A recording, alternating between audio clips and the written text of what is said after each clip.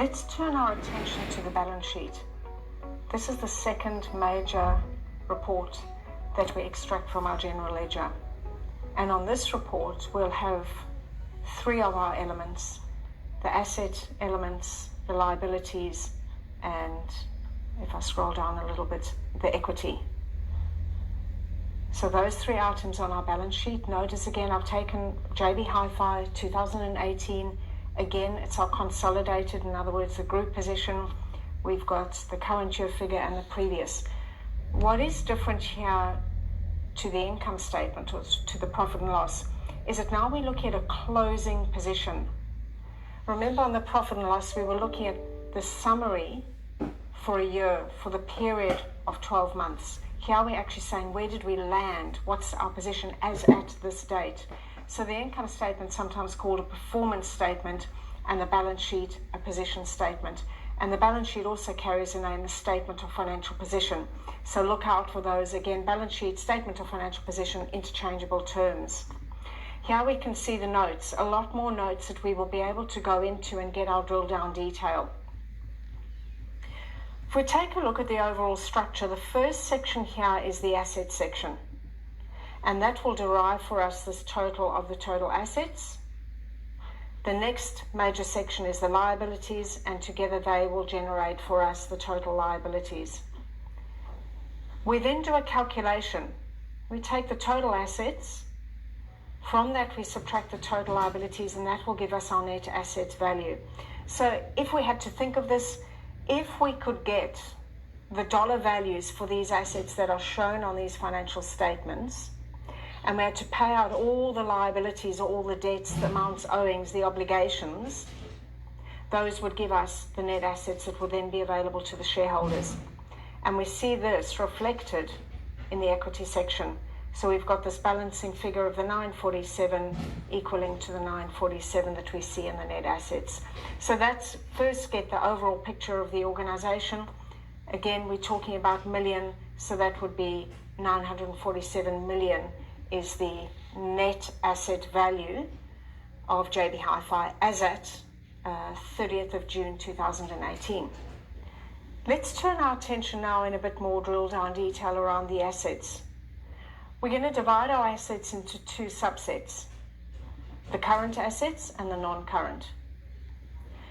The name current suggests or reflects to us that these are assets that the organization will hold for less than 12 months. Recall, assets are resources that bring us future benefit, so we can do things with them. Under the current assets, we've got cash and cash equivalents, so this would be money in the bank. We've got our trade and other receivables. Those are amounts that customers have been invoiced for but haven't yet paid. So sales have been made, services have been provided, we've invoiced our customer, we're still waiting on them to settle that amount. Our inventories, I think, is fairly self-explanatory. Those are the stocks, the goods that are waiting to be sold on the shelves and in the warehouses. And then we have some of these other current assets. We can go into that note and find out exactly what those are. My suggestion when you look at these financials, we really look for the big items. That's not small, but the focus would be more on these two and getting a sense of what they are. And then, of course, cash, because it is so important. So the biggest current asset that we've got over here is our inventories. So you start to build a picture of what this organization has in terms of its asset value. If we look at the non-current assets, these are assets or resources that bring future benefit that we hold for more than 1 year. These actually refer to, often now we call them the capital assets, or the CapEx spend gives rise to these sorts of assets. It could be land, it could be buildings. In the case of JB Hi-Fi, they've got plant and equipment, they've got some other intangible assets, and then some other non-current assets. Again, that's a small one. Now this is interesting, the intangible assets. It's the largest. If we look across all the assets, both current and non-current, it happens to be the largest asset and therefore worth some conversation. Intangible assets are those that are non-physical. We can't touch them. And also non-monetary, because of course we can't touch cash, well, certainly not cash in the bank. So it's a non-monetary asset that's non-physical. It could include things like software, trademarks, brand names, but it can only include items for which there has been a payment, so an acquisition. In other words, we can't view ourselves and say, well, we've got a fantastic reputation, let's add a dollar value onto our balance sheet here for our great reputation. There has to have been a business transaction where money has been paid for this intangible asset. If we go into the note 11, and I have been into that note, and we can explore what's in there, you will see that one of the major components of this is called goodwill. Goodwill arises where another business is acquired and the payment that we make for that other business is higher than the book value of its net assets. So we've paid a premium for another acquisition. It'll be worth going in and having a look at that note 11, which we will do after we've covered the whole balance sheet, and we can see how that's made up. So if we take our current and our non-current assets, we add them together to get our total assets. So here we look at 2.49 or nearly $2.5 billion of assets that the organization has under its control. But from that, we need to subtract out the liabilities. These are the obligations or amounts owing. They can either be dollar amounts owing or it could be services owing. Again, we do the split. The current need to be paid within 12 months and the non-current. In the current liabilities, the first line that we see there is our trade and other payables. That's amounts that we owe to our suppliers. We've received a service, or we've received goods. In the case of JB Hi-Fi, most likely a large component of this relates to the inventory that they've acquired. So this inventory that they've got over here, they may not have paid for it all, and the amounts that they still owe is sitting in the trade payables. So any amounts to both on our goods and any other bills that are still outstanding would be encompassed within that line. The deferred revenue, this is something that we will pick up in the next topic relating to accruals. I will briefly mention it now, and it should consolidate in terms of sense making to you when we come to that.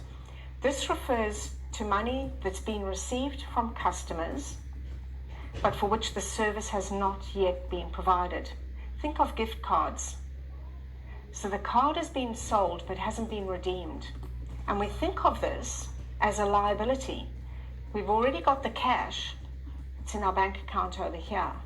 But we now owe, somebody's going to walk in with their gift card and we need to provide them with those goods and not receive any other income. So that's why that deferred revenue is shown as a liability. You'll see that there's also a component that's non-current. So these are gift cards that I guess could be expected to be redeemed in more than 12 months. Other organizations might call this unearned income or revenue received in advance. Be aware for this interchangeable use of terminology. We then have provisions. These are amounts that we owe, but we're not exactly sure about how much we're going to owe. And typically that will include employee provisions, such as for long service leave, annual leave or sick leave if it's a cumulative and a vesting type of sick leave. And we can see again with our provisions, we've got a current portion and a portion that will be due in more than 12 months' time. And your long service leave would likely fall into that one. There's some other small liabilities that we've got, probably not worth a lot of attention. We've got to focus on the big material items that we've got. When we move into the non-current, we see that JB Hi-Fi's got borrowings. So those would be loans, loans that they've taken out, and the amount there, $469. I noticed that there is a drop from the previous year, which would suggest there's been some repayments in the loans. A point to note, all of this is non-current. So they've got more than 12 months to wait until they need those amounts due. Our picture would change if some of these were current, because we would then know, wow, they've got an amount that needs to be repaid in the next year. Do they have sufficient cash to make that payment? And we'll look at those concepts of liquidity or the cash position of the organization in topic 3. Just having a look again, some of the other non-current. So the focus, if you're focusing here, the biggest liability is the trade and other payables. That follows by the borrowings. Then this amount of the deferred revenue, which is not actually going to need to be paid in cash, more just in terms of service delivery or goods that need to be provided without a further income. Let's go down to our last section, the equity. Now we saw that our total assets minus the total liabilities gave us our net asset position of the 947 million. Here we can explain how we got to that net asset position. And that's arisen from three things. The first is the contributed equity. This is money that shareholders have put in when they bought shares in the organization. Money's been contributed in. No service had to be performed for that, but an ownership stake was given. These two over here, the reserves and the retained earnings, refer to increase in value that's occurred in the organization since the organization first started operating. I'm going to drop to the bigger one of the two, the retained earnings. That refers to all profits that JB Hi-Fi has made since it started operating, but profits that it hasn't paid out as dividend. So if amounts are paid out as dividends, they no longer belong to the organization and they've exited the organization. However, if profit is made and retained, we then give it this label, retained earnings or retained profit, and it remains within the organization.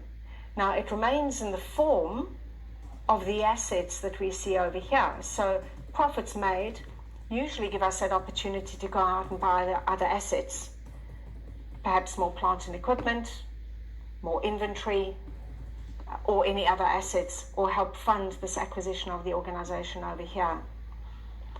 So just recapping, money that shareholders have contributed, profits that the business has made but not paid out to the shareholders. And then our last one, the reserves. This is value that's happened within the organization, but not from operations. Typically, that would relate to properties that are revalued or assets that have been revalued but not sold. So we separate those out into a separate heading just to depict that it's an unrealized value gain. It's increased our asset value, but not necessarily been realized in the form of cash. So that gives us then the history or the record of how JB Hi-Fi has got to this position of our net asset value. As its name suggests, a balance sheet, it's a balancing document. As I said, the net assets equaling the equity. We had said that we'll go back in and look at this major asset, and the reason to do that is it's so substantial. It's sitting at about 40% or nearly half of the total assets. So really worth digging into that note 11. So we will do that next. Drilling down now into the notes, we can see that note 11 is the intangible assets. And here's where we will get more information about the dollar value that we saw on the balance sheet. So you'll recall that the total we saw on the balance sheet was this $1.037 billion. And that's our final total.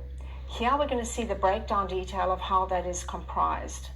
So our closing net book amount, 1 billion, that is made up of goodwill, of brand names, location premiums, and then rights to profit share. These two are relatively small, so not worth delving into in substantial detail. The brand names is a pretty sizable one, and I think that that's fairly self-explanatory. The brand name, there's been an acquisition or payment made for a brand name, and the dollar value that was paid and the value that it remains in our book state is the 284 million. The big item, though, is this goodwill. And the goodwill arises on the acquisition of another organization. And this is where, if we want to understand which organization was that, or which organization that was, we would then go into further detail. So I will scroll down into your financials and we can have a look at where that comes from. So I've scrolled down and we're having a look at particularly the goodwill, but as well the brand names. So the 747, here we see more breakdown detail, and we've got the 284 and we see more breakdown detail.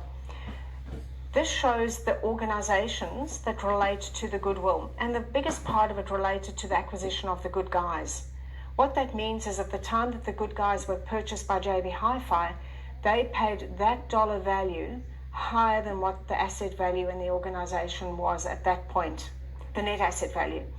There are multiple reasons for that. We might think that the asset value in the books is way below what it will actually be worth when we use this as a trading organization. We might think that there'll be synergies. It might be a fact of even just that we're removing competition. And all of those create value, which would explain why we pay more for an organization than what's sitting in its books. But it is worth noting this is an intangible asset. It was based on a perspective of what that asset was worth. And of course, time will tell as to whether the profits that we expected from that organization will actually eventuate to give us this value of the asset of the 747. Coming back to the main balance sheet, you can see there we've taken the time to explore one of the notes. There will be a range of other notes that will be worthwhile for you to explore. As I mentioned, focus on the big items. So perhaps you might go in and have a look at the inventories and see what those are made up of, what the items are.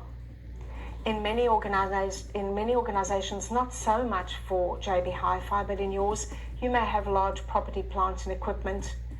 You might have land and buildings, and they often make up sizable assets.